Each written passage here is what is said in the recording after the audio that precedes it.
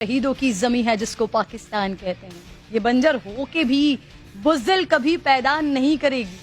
پاکستان وہ سرزمین ہے جس کا بچہ بچہ شہید ہونے کے لیے ہمہ وقت دن رات تیار رہتا ہے. لیکن اس خطے میں ناظرین ایک باولا ہے جو ہمیشہ غلطی کر بیٹھتا ہے، للکار دیتا ہے اور پھر جنگ ستمبر یاد کر کے روتا رہتا ہے. اس پگلے کا نام نہ بھی لوں تو وہ تو خود بھی سمجھتا ہے اور دنیا بھی جان لیتی ہے. وہ باطل، وہ ظالم، وہ دہشت گرد ریاست بھارت ہے جس نے آج ہی کے دن 1965 کو پاکستان پر حملہ کر دیا تھا. رات اندھیری تھی، بادل خاموش تھے، زمین پر کوئی چلنے والا نہیں تھا. یہ دیکھ کر دشمن سمجھا کہ یہاں سب سو رہے ہیں، چلو لاہور فتح کریں.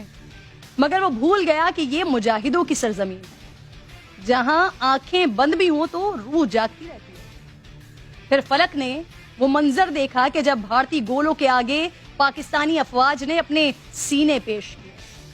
عظیم تر افواج کے مسلح سپاہیوں نے اپنے سے 4 گنا بڑے دشمن کو ناک کو چنے چبا دیے. دوسری جنگ عظیم کے بعد ٹینکس کی سب سے بڑی لڑائی سیالکوٹ میں چونڈا کے مقام پر لڑی گئی.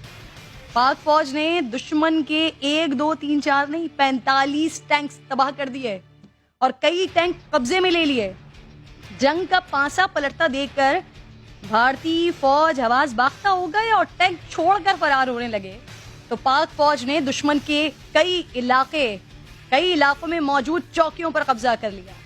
اسی لیے چونڈا کے مقام کو بھارتی ٹینکس کے لیے ٹینکس کا قبرستان کہا جاتا ہے. ویسے تو بھگوڑے بھارتی کہیں بھی آ جائیں، ہم چائے کے ساتھ قبرستان کی یا شمشان گھاٹ کی فیسلٹی پرووائڈ کر سکتے ہیں.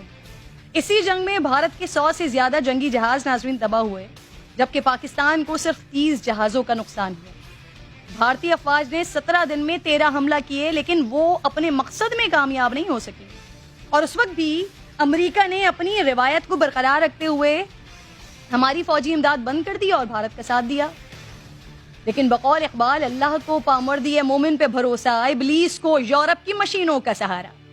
آج ہی کے دن ابلیس کے نمائندوں کی شکست نے رحمانی قوتوں کو ایک بار پھر باور کروا دیا کہ دشمن چاہے کتنا ہی طاقت میں کیوں نہ ہو، حق ہمیشہ غالب آنے کے لیے ہے.